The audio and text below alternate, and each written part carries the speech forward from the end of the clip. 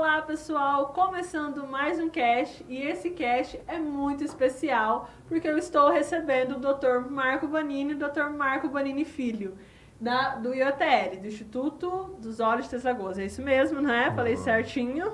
Isso. Pessoal, é um prazer receber vocês e os doutores. É uma imensa alegria que eu tenho vocês aqui hoje nesse estúdio. Muito obrigada por aceitar o convite de estar aqui comigo hoje. Acho que a gente que agradece, é uma oportunidade única até, porque às vezes envolvido com o dia a dia a gente acaba nem conversando. Então é mais uma oportunidade de estar junto, nós dois aqui, sim. Obrigado mesmo pelo convite.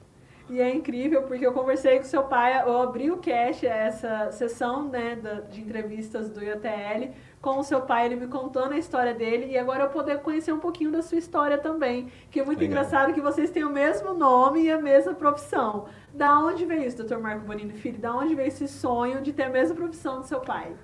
Olha, eu acompanho meu pai desde pequeno, né? Naquela época a medicina era bem diferente. Eu lembro das pessoas indo até em casa, bater na porta, tocar a campainha, buscando atendimento fora do horário comercial e com os anos foi crescendo uma pequena paixão e o incentivo dele, lógico, decidi cursar medicina. Durante o curso de medicina, nas férias, eu vim acompanhá-lo em cirurgia, ele ensinou a fazer sutura de córnea, a gente operava olhos de porco junto, né? E foi crescendo, crescendo e no final da faculdade eu decidi fazer a residência e fazer a especialização de retina com o intuito de acrescentar, de somar para a especialidade, para a cidade aqui que na ocasião não tinha especialista em retina ainda. Você tocou num ponto bacana que é a sua subespecialidade em retina. Como é que funciona a retina? Porque a gente sabe que o olho humano ele é muito complexo, né? Então tem várias coisinhas ali nele. E uma das suas subespecialidades é a retina. Como é que funciona? A retina, ela é como se fosse o filme daquelas máquinas fotográficas antigas. É ela que registra a imagem e as lentes do olho são responsáveis por focalizar essa imagem na retina. Ela é composta por células neurais e células sanguíneas e ela basicamente vai transformar essa luz num impulso elétrico que vai ser registrado pelo cérebro e interpretar a visão. Então ela é essencial à integridade dela para que a gente tenha uma visão boa. E assim como os outros órgãos né, do corpo humano, a retina também pode ter algumas doenças, né? Algumas ou várias doenças. Sim, sim. Doutor, Várias doenças. então, me fala um pouquinho dessas doenças que podem acometer a retina. Bom, a retina ela é formada por vários tipos celulares, certo? Desde vasos sanguíneos até células neurais e células também de tecido conjuntivo, que é composto, tem a mesma composição das articulações. Então, doenças sistêmicas como hipertensão arterial, diabetes ou doenças autoimunes como lúpus, artrite reumatoide podem afetar a retina também. Além disso, o tecido é uma fina camada, muito fina mesmo. Doenças que podem tracioná-la pode provocar descolamento de retina, que são situações mais graves que levam a gente tem que fazer a cirurgia para tratar essa condição. Doutor, e existe algum modo da gente prevenir essas doenças, de não ter essas doenças da retina? Um ponto que eu sempre acho fundamental falar se você tem uma doença crônica, você tem que fazer um exame de retina mesmo na ausência de sintomas. Sintomas de retina, como pode ser distorção da imagem, ou pode ser visão de sombras, ou flechas de luz, merece uma atenção especial também e indicam que é bom fazer um exame. No próprio exame oftalmológico, isso é um pouco explorado, e caso a gente observe alguma alteração que vale a pena investigar mais, daí, mesmo no exame oftalmológico normal, é solicitado um exame mais específico de retina. Entendi. O senhor citou uma das doenças que é muito grave, que é o deslocamento de retina. Como que é esse deslocamento de retina e ele tem cura? Ele tem algum modo de prevenir? Explica um pouquinho sobre. Ele pode ser prevenido, mas a gente não consegue em todos os momentos prevenir, porque os sintomas são muito sutis e nem sempre indicam que vai acontecer um descolamento de retina. O primeiro sintoma do descolamento de retina geralmente são flechas de luz e a visão que a gente chama de floaters, mas popularmente conhecido como moscas volantes. Isso significa que o gel que preenche o olho por dentro, ele está soltando E nesse soltar, ele pode rasgar a retina. Se esse gel, agora que está solto dentro do olho, penetrar por esse rasgo, a gente tem um descolamento de retina, que daí você tem uma perda de visão acentuada e exige um tratamento precoce, um tratamento mais rápido, que seria a cirurgia. Entendi. Doutor, o senhor citou vários sintomas, né? Mas existe algum sintoma que, assim, quando a gente começar a sentir, já deve procurar de imediato? Um dos sintomas mais graves, assim, existe? Eu acho que moscas volantes é o principal sintoma. Que não é que você tem um descolamento de retina porque você tem a mosca volante, mas merece uma avaliação mais específica da retina se você tem esse sintoma, que são aquelas sombrinhas, às vezes a pessoa nota teias de aranha, uns mosquitinhos na visão sem eles existirem. Esse sintoma eu acho que é fundamental fazer uma avaliação de retina. A gente viu muito o pessoal, né, ainda mais na época da pandemia, que a gente ficou muito em home office, mexendo muito no computador, na internet, celular muito perto. E o pessoal sempre fala, os pessoal mais antigos, principalmente meu pai e minha mãe, como eu brinquei com o Dr. Bonini na última entrevista, que meu pai sempre foi, é antigo e ele consultou com o Dr. Marco Bonini, me levou lá também na IOTL para ser paciente de lá. E ele sempre, sempre pegou no meu pé sobre a questão das telas. As telas, elas realmente podem afetar o nosso olho? Mais recentemente, estão associando o uso de tela, principalmente crianças, ao aparecimento e progressão da miopia. Nós que somos adultos, eu acho que o principal fator que a tela faz mal ou é prejudicial seria mais por fadiga ocular, né? Você fica com ressecamento dos olhos, você fica com uma sensação de cansaço, ela também tira o sono um pouco. Então, no adulto, não tem nenhuma alteração estrutural associada, mas alterações de fadiga ocular. Já na criança, não. Hoje a gente tem uma atenção especial porque existe essa associação do aparecimento de miopia e da progressão dela com o tempo de uso de tela. Entendi. Doutor, eu sei que a gente precisa estar indo no oftalmologista pelo menos uma vez no ano, né? Eu sei que muita gente não vai, eu sou uma dessas pessoas que tem que puxar minha orelha para ir mesmo, como eu brinquei com o Dr. Marco. Depois das entrevistas eu fiquei mais aliviada agora com aquela minha questão do medo de oftalmologista. Agora eu estou mais tranquila. Mas tem os exames de rotina que nós devemos fazer e qual que é esse período que a gente tem que fazer esses exames? Você pontuou bem. Eu acho que uma vez por ano para a pessoa que é rígida, saudável, não tem nenhuma doença sistêmica, é suficiente. A partir do momento que você apresenta uma condição que precisa de tratamento, como eu disse antes, diabetes, hipertensão, é importante fazer o primeiro exame. E a partir do primeiro exame, a gente vai poder definir qual que é a melhor frequência de consulta, ou de avaliação, ou se precisa de um exame mais específico ou não. Doutor, nas minhas pesquisas aí, antes da gente fazer essa entrevista, a gente precisa fazer umas pesquisas para conhecer um pouquinho mais a história do senhor, da sua subespecialidade. E eu estava lendo lá no seu currículo e eu vi umas coisas que me chamaram a atenção. Uma delas é DMRI, nem sei se eu falei certo, tá? Me corrija se eu estiver errada. E a retinoplastia diabética, eu acho que é isso. O que vem a ser essas coisas? Quando eu bati o olho, eu falei, gente, o que é isso? Explica pra mim e também o pessoal que está nos assistindo agora. Tá bom. A DMRI, eu vou começar por ela, é uma sigla para a doença que a gente chama de degeneração macular relacionada à idade. A mácula é a parte central da retina. Lá estão concentradas as células responsáveis pela visão de detalhes, legenda, reconhecimento de rosto. É nessa região. Com o envelhecimento e por fatores genéticos, essa região começa a ter um metabolismo mais lento e acumular alguns resíduos que podem levar ao afinamento da retina e ao surgimento de vasos sanguíneos anormais. A isso a gente dá o nome de degeneração macular relacionada à idade. Existem tratamentos e são diferentes formas de apresentação. Então, o exame é importante. A doença raramente se manifesta antes dos 55 anos. Então, a partir de 55 anos, é importante fazer um exame voltado para o diagnóstico dessa doença. E, dependendo da fase que está, a gente consegue preservar, melhorar a visão. Dependendo da fase que está, a gente não consegue ainda hoje parar a doença. Não é uma doença que vai te deixar cego, no escuro, ao contrário da diabetes ou do glaucoma, mas é uma doença que te tira um pouco a independência, principalmente de fazer as coisas da nossa rotina do dia a dia, como dirigir, assistir TV, ler extrato, ler livros, usar a tela. Então é uma doença bastante debilitante, mesmo não levando para a cegueira. Entendi.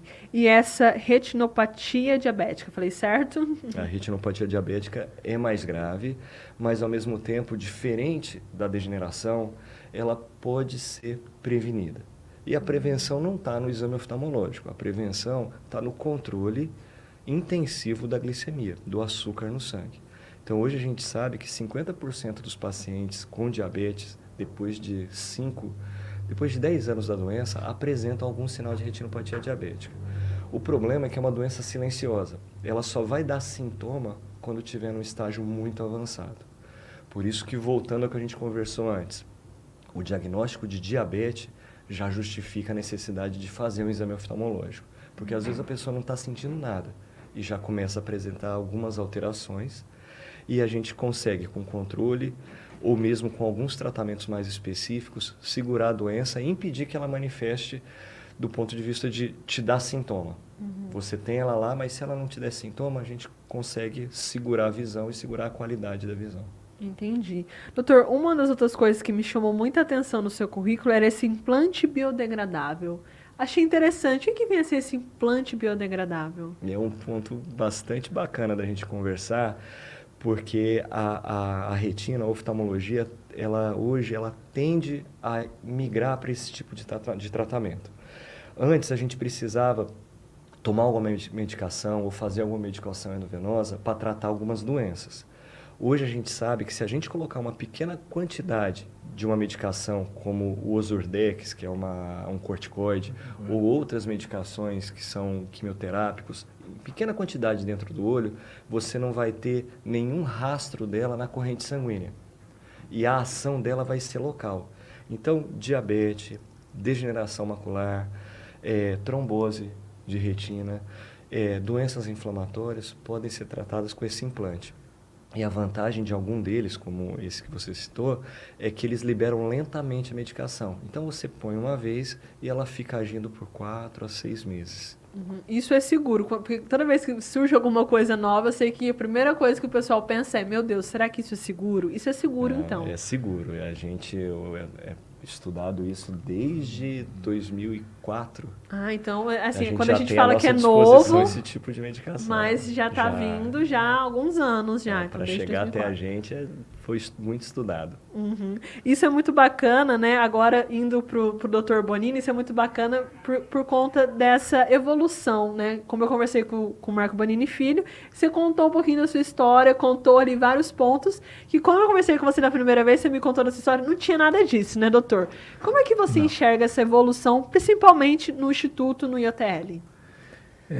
Primeiro que é gratificante você ver essa mudança, certo? Uma mudança para melhor, é uma mudança que antigamente você tinha certa doença, certa patologia que não tinha, você estava com a mão atada, não tinha o que fazer. Principalmente a retina, a cirurgia em si mudou muito com os novos equipamentos que a gente tem para trabalhar, para fazer as cirurgias da retina. Enfim, para o paciente e para o médico ficou gratificante. Hoje eu peguei uma época que não tinha laser, não existia o laser. Hoje usa-se o laser para prevenir um descolamento de retina, às vezes, como o Marco falou, pequenos rasgos na retina que pode evoluir para um descolamento de retina, você trata fazendo laser em volta desse buraquinho onde não há necessidade depois de fazer uma cirurgia da retina, né, do descolamento. E é bacana dessa evolução, que quando a gente fala de evolução, falando de IOTL também, a gente vê essa sucessão familiar que está passando agora, né? IOTL deixa de ser, né? Claro que a marca registrada sempre será o senhor, mas passa um pouquinho agora indo para o Dr. Marco Bonini Filho. Como é que é isso? Como é que o senhor enxerga também isso? Falando agora uma questão mais familiar, mais de pai e filho mesmo. Ele sabe disso, que é gratificante eu trabalhar com o Marco Antônio, certo? Realmente, ele mostra uma competência muito grande, ele se preparou muito bem para trabalhar com retina. Enfim, é um prazer enorme ter ele junto aqui comigo. Pena que eu tenho que dividir com Campo Grande, porque ele tem uma clínica em Campo Grande também, e ele trabalha, às vezes tem ocasiões que ele vem toda semana para cá, e tem ocasiões que ele vem cada 15 dias, como ele já afirmou, tá? Mas, enfim, é o que eu gostaria. Eu estou fazendo algo, certo? Trabalhando com meu filho, é algo muito gratificante para mim. É um termo que a gente não usa muito, né? Sucessão. Acho que desde o começo, quando eu decidi ir mais para essa área de retina, eu sempre... e ele sempre mostrou isso, né? Ele sempre foi um agregador, ele sempre quis formar uma equipe, ele sempre quis somar. Né? E a escolha de retina foi em torno disso. Ele era especialista de catarata na ocasião, e eu decidi retina para ter alguma coisa a mais no Instituto. E hoje nós somos 7 colaboradores, mais você, 8 médicos ali dentro, cada um com a sua especialidade, nos encontrando nos corredores, discutindo casos, indo para congresso, trazendo novidades, tanto para diagnóstico quanto para tratamento. Antes você... mesmo para diagnóstico, as técnicas eram mais invasivas, você tinha que fazer contraste na veia. Hoje você tem a tomografia, que você não precisa injetar nada na pessoa, tratamentos mais específicos. Então, assim, essa sensação de ter uma equipe bem formada, de ter colaboradores que são interessados, é mérito dele, ele formou, lógico, eu fui junto, mas nunca com o intuito de sucessão. O gostoso é no dia a dia a gente estar do lado da porta do outro, discutindo casos interessantes, conseguindo trazer e fazer tratamentos que até então a gente não imaginava 10, 15 anos atrás, e hoje a gente consegue oferecer esse tipo de tratamento. E uma das coisas que eu acho muito legal no Instituto, você tocou nesse ponto, que é a equipe. O Instituto não é só Marco Bonini Filho, é uma equipe. E toda a equipe segue esse mesmo rumo, que é esse rumo da evolução e tudo mais.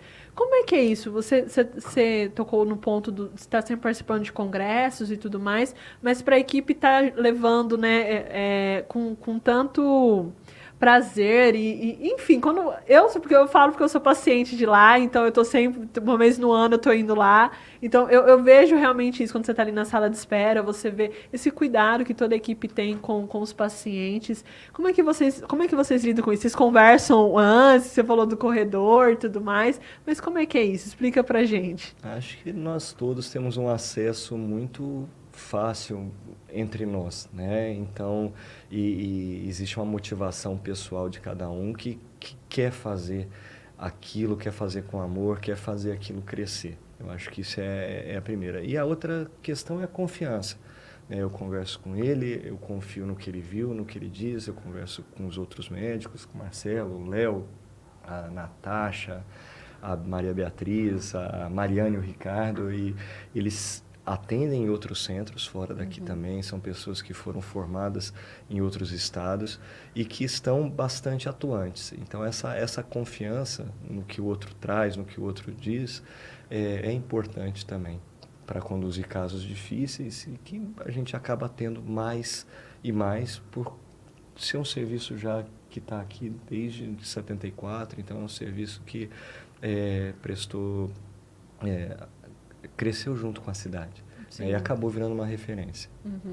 Dr. Marco Bonini, e o senhor? Porque a gente sempre fala assim, porque quando a gente fala em OTL, a primeira coisa que a gente pensa, Dr. Marco Bonini.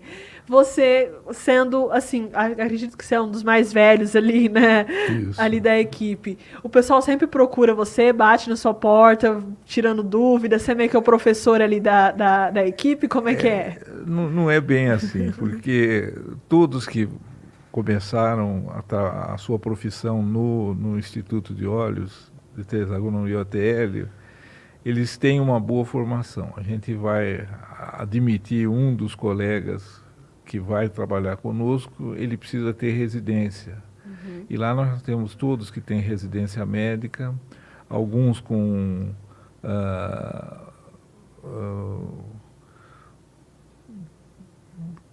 pode-se dizer, doutorado, mestrado, certo? Todos são bem preparados. Então, isso facilita muito o nosso convívio, certo? E eu acho que não há necessidade de procurar, é natural isso, certo? Você vai conversar, vou conversar com o Marco Antônio, puxa, eu vi uma certa imagem nesse exame de Daytona, por exemplo, de um aparelho que faz um mapeamento da retina. Você acha que isso aqui é alguma... o Marco Antônio viu, a Natasha vê, fazem retina, e realmente é uma alteração. Precisam fazer outros exames, certo? Como, por exemplo, um ultrassom, chama ecografia. Enfim, essa conversa há entre nós. Tá? E eu acho que quem ganha com isso, não só nós, como médico, aprendendo mais, certo? Como o paciente, ele está ouvindo a opinião não de só um, de dois, três, quatro, cinco, certo? Sim. E isso, como o Marco Antônio falou antes, são as subespecialidades, que eu sempre valorizei isso. A medicina, a oftalmologia, ela mostrou muita novidade nesse período, nesses anos todos, certo? Então, eu acho que se eu tivesse começado de novo, eu faria tudo igual, certo? Com um grupo de pessoas, certo? Como eu sempre fiz, praticamente com o auxílio do Marco Antônio, agora ficou mais gratificante para mim ainda. Sim. E o legal que eu gosto do IETERI também, eu sempre gosto de comentar isso aqui nas entrevistas, comigo, quando o pessoal, porque eles pedem, né? Você tem algum médico para indicar aqui em algum lugar, preciso de um oftalmologista e tal, sempre indico o IETL. Não é porque estou aqui como jornalista, mas estou aqui como paciente também falando, porque o IETL tem esse atendimento individualizado que o Dr. Marco Bonini falou. É muito legal, caso a caso, eu vejo, porque, tipo assim, minha mãe, meu pai, eu e meu irmão, todo mundo é de lá, e todo mundo tem seu atendimento individualizado e humanizado. O IOTL hoje é o que é graças a esse atendimento humanizado? Vocês veem, assim, por esse lado? A gente prioriza a qualidade. A qualidade, isso é priorizado dentro do IOTL, certo? Por isso que eu falei da boa formação. Você tendo um grupo que realmente prioriza a qualidade, o paciente vai ser melhor atendido. Sim. Você também vê com esses olhos, doutor? Vejo. Não tem como você atender uma pessoa e não se colocar no lugar dela. Então, eu acho que esse é o primeiro ponto. Da humanização. Você trata o seu semelhante como se gostaria de ser tratado. Então, em algum momento da tua vida, você vai estar naquela posição, em alguma especialidade. Pode ser na oftalmologia, pode ser em outra especialidade. Então, essa noção, essa proximidade do paciente, acho que todos nós fazemos questão de explicar e de tirar todas as dúvidas, e às vezes a gente até atrasa um pouco o consultório por conta disso, porque a dúvida de cada um é diferente. Eu acho que isso é o coração do IOTL. Eu acho que tem muito disso na figura do meu pai, desde do começo, desde que eu acompanho, desde que eu sigo ele. Então, sim, eu vejo dessa forma, sim. Uhum. Doutor, para a gente finalizar esse bate-papo gostoso, né, que contou um pouquinho da história do Marco Bonini Filho, interligada a IOTERI, que não tem como, acho que a gente dividir, né, IOTERI e não falar um pouquinho da história, de como chegou até onde chegou. Gostaria que cada um dos doutores deixasse um recado para quem está nos assistindo nesse momento. Bom, convido a todos a nos conhecerem, quem não nos conhece, a conhecer o Instituto, conhecer a nossa estrutura, os nossos médicos. Nós estamos à disposição da sociedade aqui de Três Lagoas e esperamos continuar contribuindo com todos, com a saúde de todos nós. Eu acredito que isso que o Marco disse é uma verdade. Todos nós temos como objetivo de tentar resolver os problemas oculares dos pacientes. E a gente faz isso imaginando que o paciente fosse nós. Eu acho isso importante. E o IOTL está aí, é uma realidade para nós. Nós gostaríamos que a população fosse nos conhecer, certo? Enfim, esperamos vocês lá. Tá? Obrigada, doutores, por esse bate-papo. Quero lembrar quem está nos assistindo que a nossa entrevista também vai ficar no nosso site. Então, se você ainda tem alguma dúvida também, pode estar entrando em contato pelo nosso site, que lá vai ter o contato dos doutores lá do Instituto, assim como as redes sociais de lá. Então, contate eles. E eu, como paciente, friso novamente o convite dos doutores. Vão até a IOTL. De novo, como o Dr. Marco Bonini, na primeira entrevista, me tranquilizou, não precisam ter medo, viu, gente? Eu também tinha medo, não precisa ter medo de ir no médico. Lá o atendimento realmente é humanizado, é diferente, então conheça a IOTL. Muito obrigada, doutores, mais uma vez. Obrigado. Pessoal, a gente fica por aqui, mas eu volto a qualquer momento e também volto também na semana que vem com mais entrevista da IOTL, não é mesmo, doutor? Exato. Semana que vem estaremos aqui. Eu acho que vai ser o Leonardo. Exatamente, o Leonardo com o Dr. Marco Bonini. Então, até mais.